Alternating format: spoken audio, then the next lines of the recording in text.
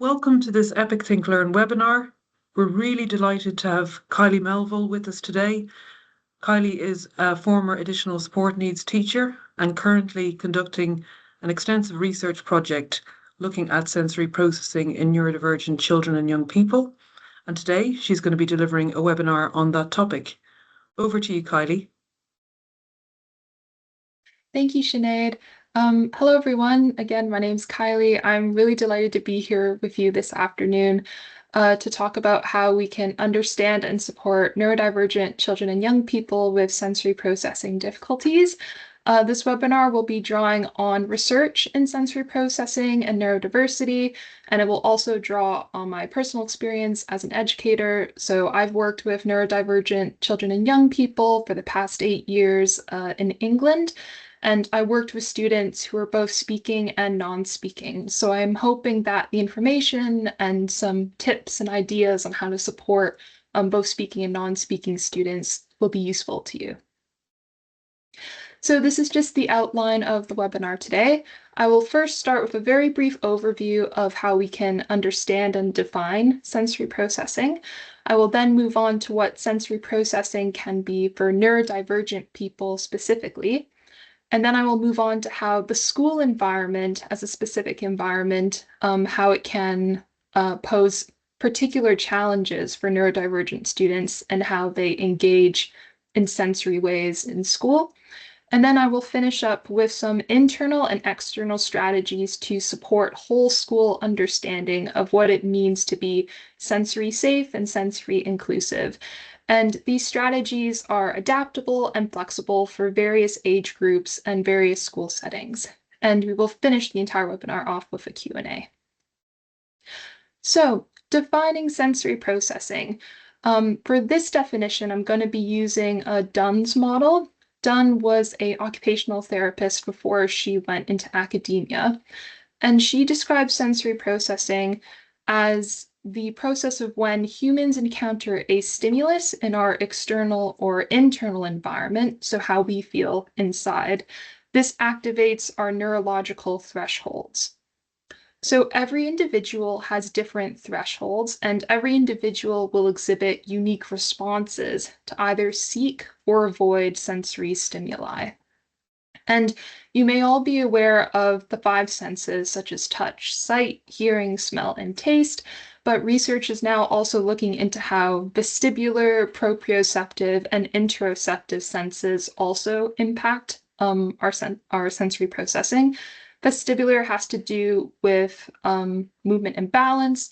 Proprioceptive is how our bodies are engaging with our surrounding environment. So this could be objects or other people.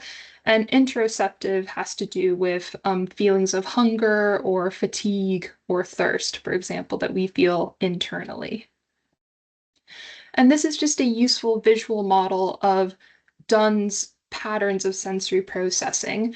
So it has 4 quadrants, and at any point, someone could be sensation seeking, they could be sensation avoiding, they could be feeling very sensitive to a specific sensory stimulus, or they could be low registration, which means that they're not feeling enough of a certain stimulus. And I think it's important to note that no one will ever be statically fixed in this process, how we engage with our environments and how it activates our sensory thresholds. It's a constant dynamic process. So we may feel sensation seeking in one environment, or we may be feeling very sensitive in another. And this also applies to the people that we are around and how we are also doing internally on the day. Are we feeling hungry? Are we feeling thirsty? Are we feeling stressed? Are we feeling tired? And so on. And I think Dunn's model is quite a useful model to use in the context of schools because schools are a very dynamic environment and anything can happen at any given moment. And a lot of things are constantly changing and in flux. So I think this is a good visual aid that can be used when we think about how we process sensory stimuli. So when we think about sensory processing in neurodivergent people specifically, A key point to keep in mind is that neurodivergent people are more likely to experience extreme patterns of sensory processing. So where maybe some neurotypical people find it easier to maintain a middle ground, so they're feeling the just right amount of a stimulus, neurodivergent people may often really not get enough, or it becomes extremely overwhelming and it's too much. And these are just some of the examples from research that have outlined what this can look like in neurodivergent people. So there could be hyper and hyposensitivity, not enough or too much, perception distortion, tune-outs, or blanking. Blanking being not that they don't want to pay attention, but it's just a moment of empty blank slate that just happens. There can also be sensory overload and leading to overwhelm, and synesthesia, which is where two sensory experiences are happening at the same time. So, for example, if someone is smelling something, it might evoke a visual experience as well. They might see or taste colors, for example. And there could be an inability to recognize which sensory modality input is coming from. Again, thinking about how sensory overload and overwhelm, it then becomes hard to discern where is actually the stimulus coming from. And in the research, sensory experiences in neurodivergent people, they have historically been understood in a very linear cause and effect way. So if I'm going to be in this environment and I hear this, it will definitely lead to this resulting behavior. But nowadays, research is definitely trying to acknowledge the impact of context as well as individual differences and how that can impact sensory experiences. And these are just some of the other ideas to keep in mind, such as co-occurring conditions. So it's very often that a neurodivergent person with co-occurring conditions or more than one diagnostic label, they may have conflicting sensory processes, or they may be triggered by multiple things that can't exist in tandem. So thinking about how can we support that variety of experiences that can occur. And we also want to think about how sensory experiences impact physical, social, emotional, and relational well-being. So we're trying to think of it as a holistic understanding. And finally, we also want to think about how stigma and social cultural barriers can also impact how we understand and support sensory processing. An example that I will give is with stimming, most commonly researched in autistic populations. So for the longest time, stimming is a term to use for self-regulatory behaviors. In autism, this has been reported to look like flapping hands, tapping, vocalizations, or repeating words to oneself, for example. And in the past, these behaviors were thought to be motivated by asocial or antisocial motivations, and that they were always in the individual's control. However, through the great work and enormous effort of neurodivergent researchers, autistic researchers specifically, stimming is now being recognized as a very positive behavior to help with regulation, to help soothe, and to also enhance communication when feeling really overwhelmed. So it's important to think about how some of the behaviors we might see that are coming out of a sensory experience, we're not so quick to judge them as negative because they may have a very deep positive meaning and impact for the person themselves. So when we think about sensory processing in the school environment, sensory processing impacts the ways and extent to which neurodivergent students can participate and engage in school life. As I mentioned previously, schools are an environment where a lot is in flux, it's very dynamic, and they also require a high degree of adaptability to navigate physically and socially. So how can students navigate such dynamic and highly adaptable environments? Well, sometimes neurodivergent students, or maybe non-neurodivergent students as well, they may engage in risky or unsafe behavior to seek avoid, and cope with sensory experiences that they have in school.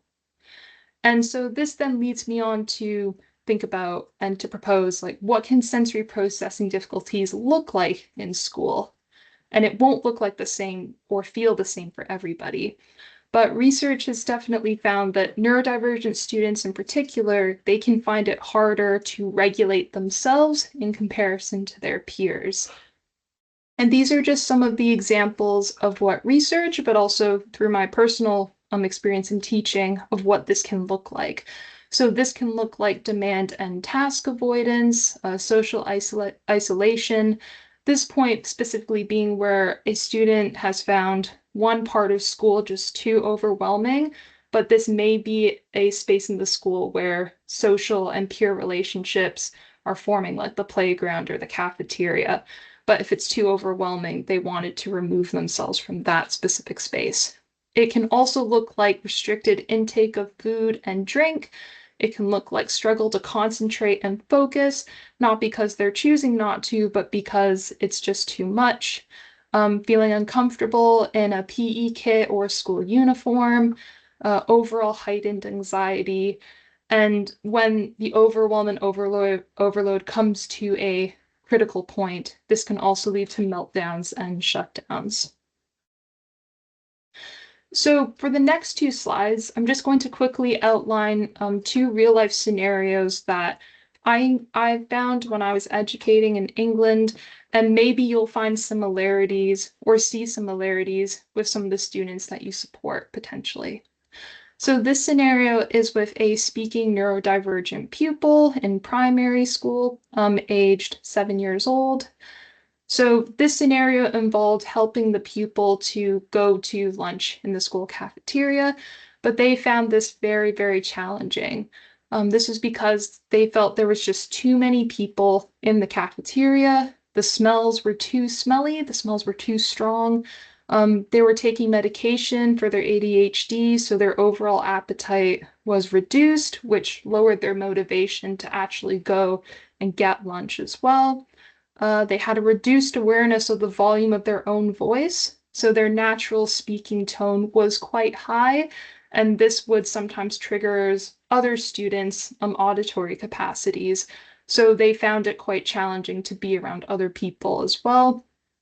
They liked to be barefoot all the time. They loved that sensation of their feet physically feeling the ground at all times with nothing in between. They wanted to be held or have deep pressure often, so they wanted to stay with their trusted adult to receive that deep pressure, but this trusted adult couldn't always go into the lunch cafeteria, so this also heightened anxiety. And they were also prone to injury from falls and collisions because their awareness of objects in their environment wasn't as strong as their peers, so they would constantly bump into things and trip over things. And this scenario is with a non-speaking neurodivergent pupil in the early years or nurture age, so around 4 years old. So this student wanted to stim all the time. They had a co-occurring diagnosis of autism and pervasive and multiple learning disability. And their favorite object to stim with was the staff lanyard. So this is just an image of a lanyard there. And this desire to stim most, if not all the time whilst in school, definitely posed a barrier for them accessing the curriculum. They like the sensation of being high, so they like to climb on top of tables and window ledges. Similar to the previous student, they didn't like the texture of their school uniforms, so they would often try to take off all of their clothes whilst in school. They also liked to be barefoot all the time, and they had restricted food and drink intake. This mainly to do with their interoceptive, so their inner experiences. They didn't often feel hungry or thirsty, and they couldn't identify when they were feeling hungry and thirsty, so staff would often have to prompt to remind the student to eat and drink. And when the sensory overwhelm would just get too much, it sometimes resorted to self-injurious behavior or harm to others, but purely in the state of overwhelm. So I guess the reason why I've outlined these two scenarios and also just some ideas of what sensory processing challenges can look like is because if I want you to take away anything from this session, is that safety must always come first and learning will often come after that. And what I mean by safety is that students need to feel sensory safe first in order to be able to feel safe enough to learn in their school environment. And part of feeling sensory safe in schools also means to feel empowered. So students feeling empowered to share with staff and the adults that support them how they can feel sensory safe in schools. So this latter part of the webinar is going to focus on some strategies that I'm hoping can help your students feel sensory safe, but also encourage a whole school support and understanding of sensory processing. So the first strategy I would recommend are sensory circuits. The graphic and the information I will share, it's from the NHS website. So a sensory circuit is defined as a sensory-based movement carousel of activities, which can prepare children and young people for the day's learning and help them to achieve the just right level of alertness they need to concentrate and start their learning. So the sensory circuit would ideally start with an alerting activity, and this activity would activate the vestibular and the proprioceptive senses. And an example of an activity you can use would be the child can jump on a trampoline, could they bounce on a peanut ball, or if you don't have any of those resources specifically, you can go into the school hallway or the school playground and do hopscotch. So just anything to get them to move their body around and engage with moving in different parts of a space. You would then move on to an organizing activity, and this activity would be meant to provide a motor challenge to the student. So this is where they would plan, organize, or sequence their movement to complete a task. So activities that I would do with my students would be beanbag tossing or sorting objects by colors or shapes. Or if you had like some Jenga blocks or any sort of blocks, you can do some stacking. So any activity just to getting them to think about, I'm going to sequence events that lead to an outcome. And then the circuit would finish with a calming activity. And this is where you can activate proprioceptive or deep pressure input, as well as a restorative activity. So this can look like the student going under a weighted blanket. They can do a starfish on the ground, or if they just want to sit on a chair and press their palms down into the seat of the chair, just to give them that sense of grounding. Ideally, they will feel calm down and relax. And these sensory circuits, they can be done as many times in the day as you would want to. In my practice, we would start the day with a sensory circuit. We would do one after lunch just to help get some energy out after playtime. And if the students felt like they needed it, they can do a solo one before home time. So it's a very adaptable and flexible idea and strategy that you can use. The next one is called the zones of regulation. This is a strategy that I was often doing alongside an occupational therapist. And the idea of the zones of regulation is to help students understand what zone are they in and helping them internalize language of I'm feeling this emotion, I feel like this, how can I get back to green? So these zones of regulation, they can be done as a check-in, so you can make it a solo or whole class routine, and you can also personalize the visuals. So this is just an example of what a zones of regulation form can look like. But to increase motivation for the student, you can swap out the graphics with characters from their favorite book, their favorite video game, TV show, movie, or they can even draw out the visuals themselves if they want to. And this intervention will hopefully help them learn that sensory experiences and the emotions that they will feel from them, they're not permanent. They will come, you will feel them, and they will pass. And it's all about just internalizing this language of what can I do to help myself get back to green?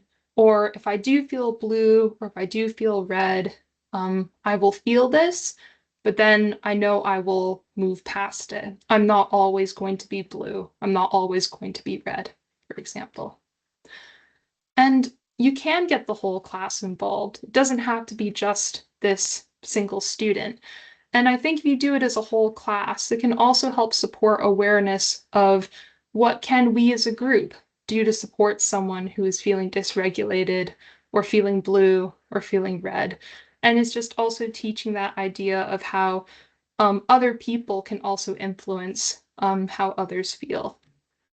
And if the student prefers, they can have their own individual zone cards, and this could be a more private way to communicate to staff and their adults how they are feeling throughout the day. This next strategy is what I would call a sensory box or a sensory bag. This image is taken from a school that I did a recent visit with, where every student in this class had their own bag filled with resources that brought them sensory relief or sensory joy. So this would be ideally accessible by the student in their primary learning area, and you can get the students involved so they can contribute ideas to what I would like in the box or bag. And I will make a quick note about fidget toys because those seem to be quite popular to use in schools, but also in the home. When we think about fidget toys, especially if it's going to be in a class with more students, we need to think about whether the fidget toy is noise-making, its size, what material is it made out of, and also how durable it is. Because fidget toys can lead to increased concentration and focus and help with self-regulation. But for example, if the fidget toy makes a noise that then triggers another student, that's not fair to the other student. So just thinking about the kinds of fidget toys and not just going for the one that is the most flashy, for example. And ideally, we would also want to scaffold how to use the resources in the sensory box and bag.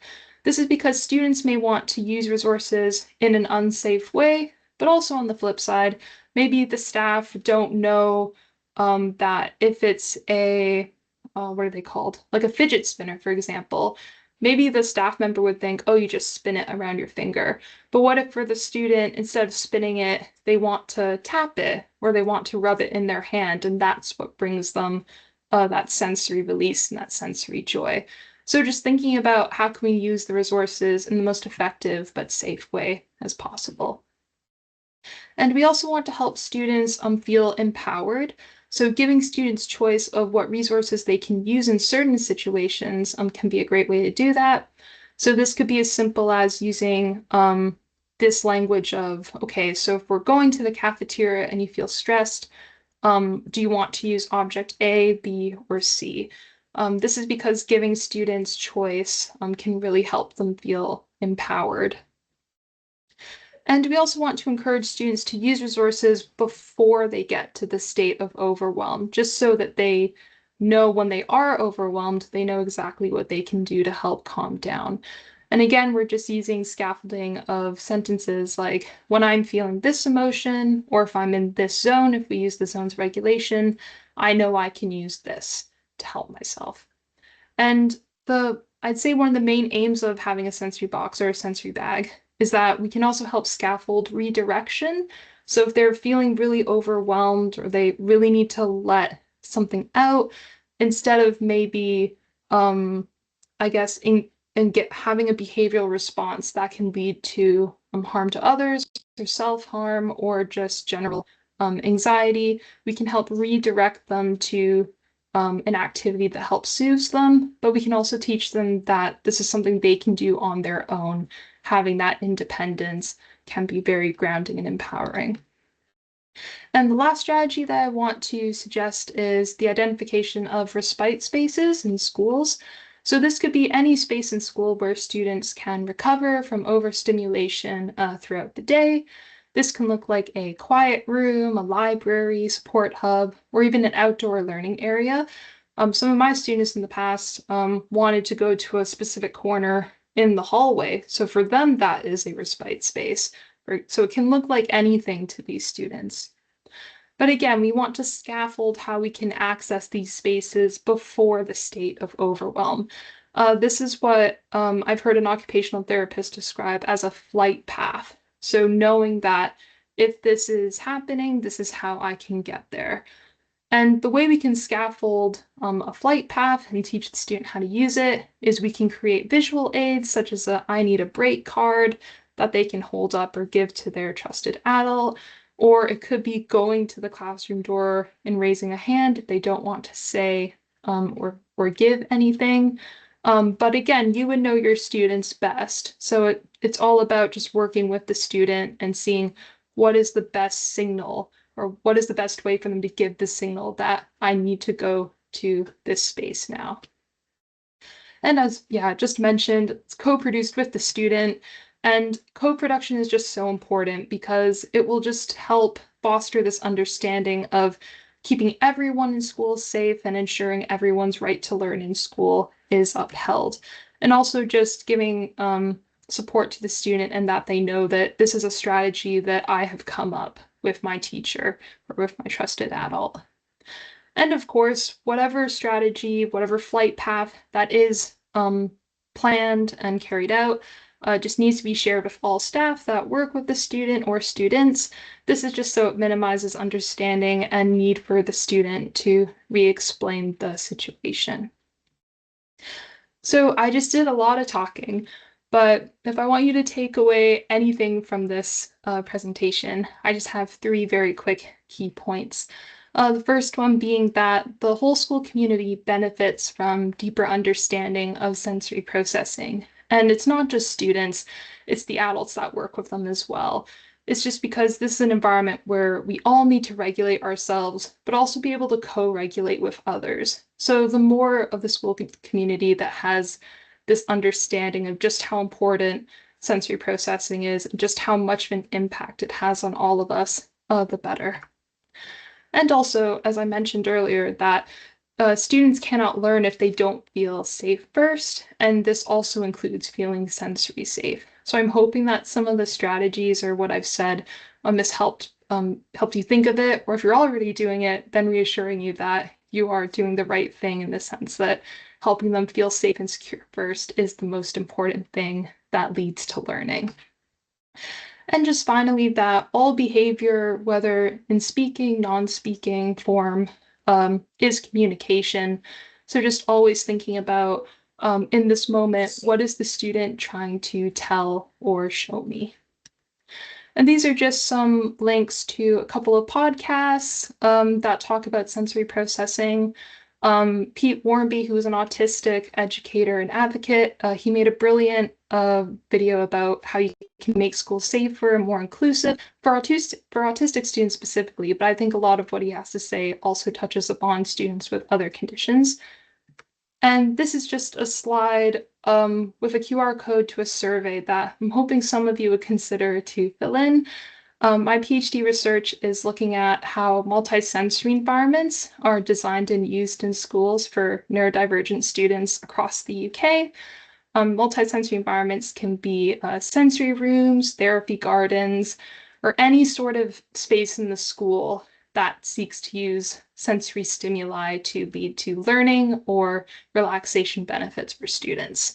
My research is supported by a lived experience advisory group, and I'm just hoping that the more experiences I can collect, the stronger of ideas I can come up with to how we can design co-produced resources to help schools use these spaces more effectively and safely with their students. And there's also a link to my personal research blog if any of you want to engage with that down the line. And yeah, that was the speaking part on my part. Very happy now to open to Q&A and just hear any of your discussion. And thank you, Sinead, again for having me today.